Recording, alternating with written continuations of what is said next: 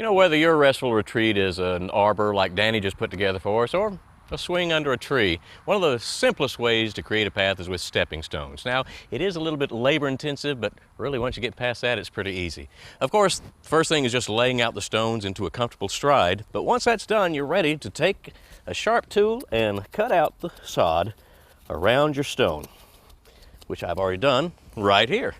Now, you're going to notice a couple of things right off the bat. It's deeper and it's wider than the stone. Two reasons, very important that you do this. First of all, if the stone were too high, that would be a tripping hazard and a great way to ruin a lawnmower blade. But the second reason is that you want a very good base for that stone to sit on. That can be accomplished with something as simple as gravel or even a little bit of sand. You put that in place, you're going to level that across the ground, make sure that your stone is level too, as you see right over here. And then comes the second part, why it's so much wider.